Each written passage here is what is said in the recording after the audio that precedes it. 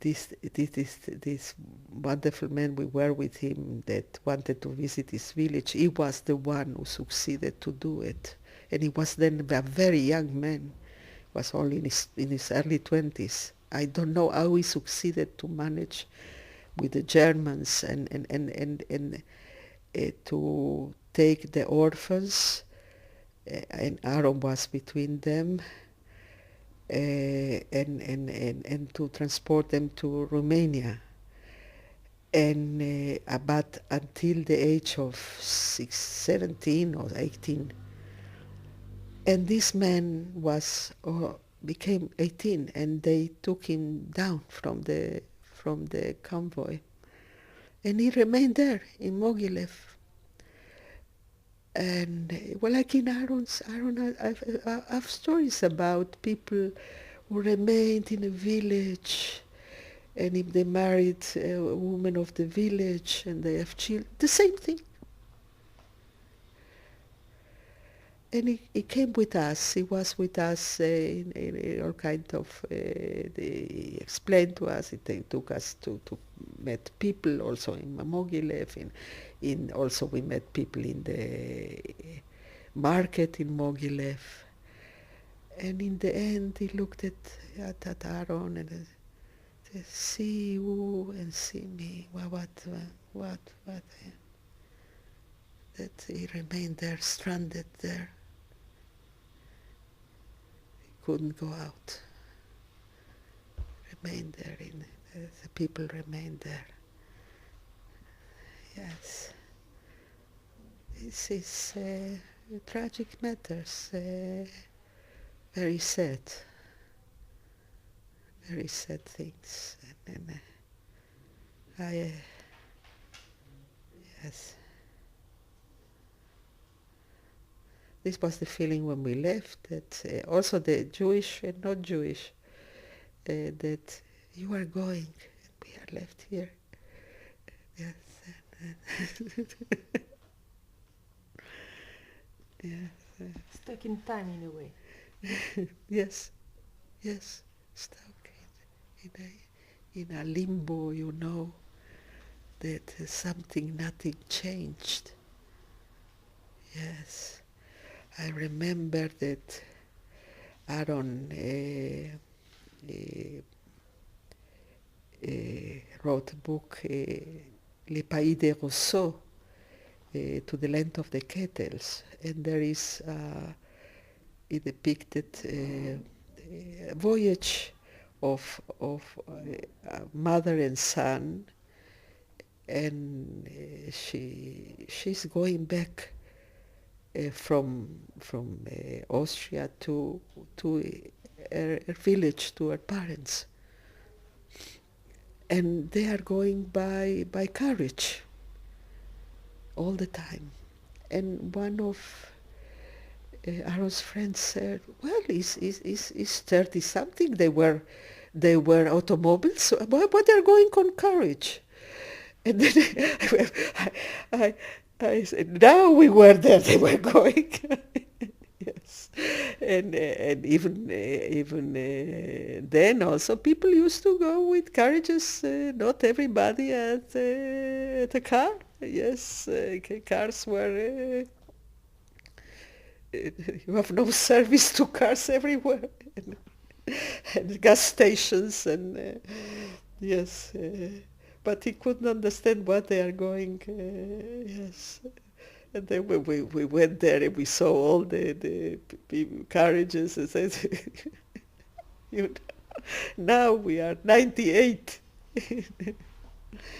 Yes. And still, well, this is quite an experience. But the main thing that Aaron understood, that the world he created, or he guard inside him, was the true one. Yes, and what it was is no more. Yes. Yes, when I hear you, when I'm listening to you, I have this impression that this trip didn't awake, especially his memories. He, you know, yesterday you say to me that when he saw his own kids growing up, then his memories came back. Yes. But during this trip, he has no especially like, oh yes, I remember that now. When he talked with these people who knew him, who remembered him,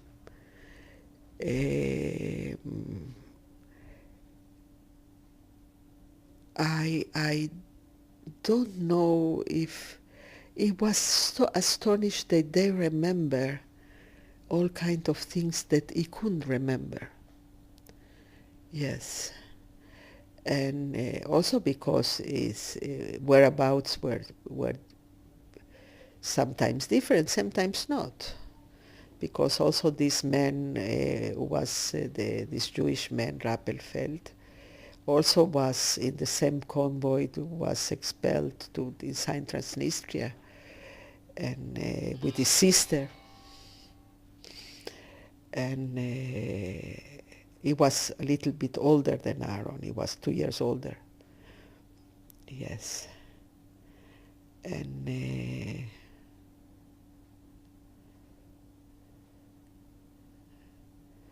but no, because it's astonished him all kind of things, but things become also strange and sometimes hostile, and but he remembered also you could recreate the things to understand also with to see the villages, and even the people were friendly, and sometimes yes, sometimes less. When we were near the mass grave, and the children of the village were around, and it was there a woman who was weeping all the time. She was quite young, and it's incredible because she was the only one, and it was because she was who was she? Yes, why she was weeping all the time? Yes, who knows who she was?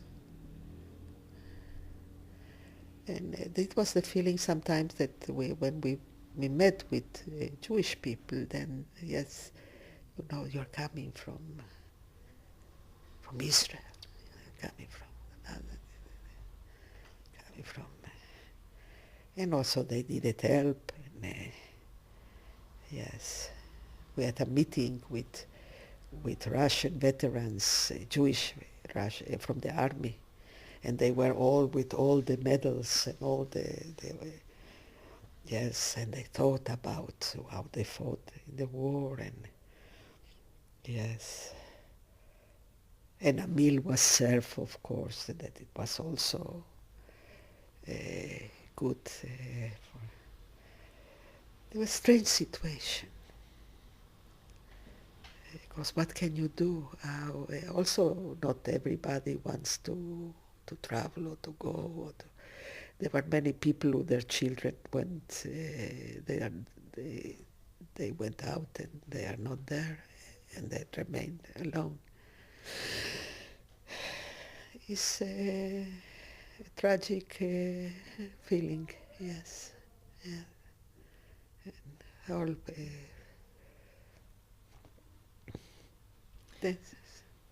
There is a detail, I'm not sure how I've understood.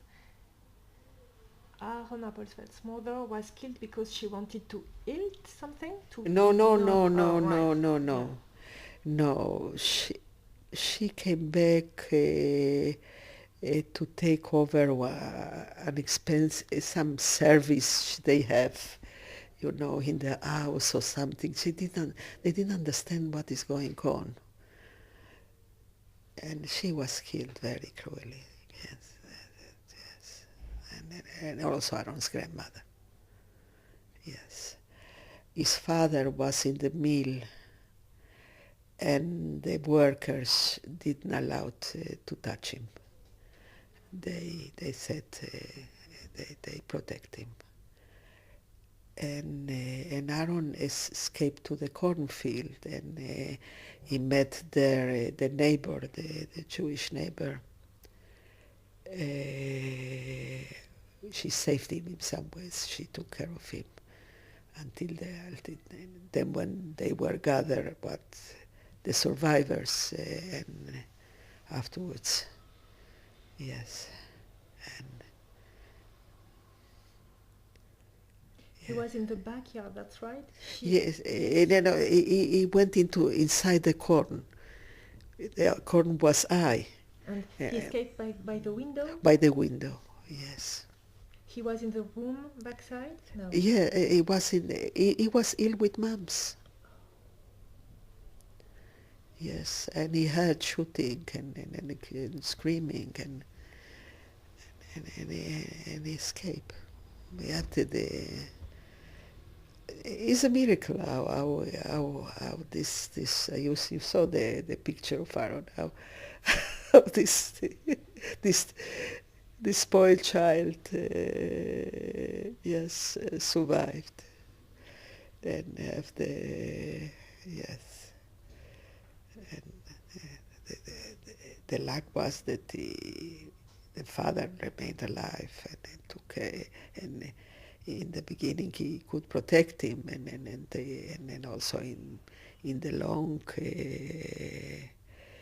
when they went by foot they took them inside the camps, but then they separated him. The father was taken to a terrible place. They were building a bridge over the Book River. Yes, and he didn't saw him again. And fortunately, he remained. He survived. Yes. So the woman who was her Jewish neighbor saved him, and then they were all gathered. His father took him. No, yes, and then they were taken to Transnistria. Yes, by foot for days and days. Yes, they crossed the river, and many people died in the way. Yes, and thanks to the father who took him over his shoulders. Otherwise, because it was mud and rain, and children couldn't deal with that. Yes.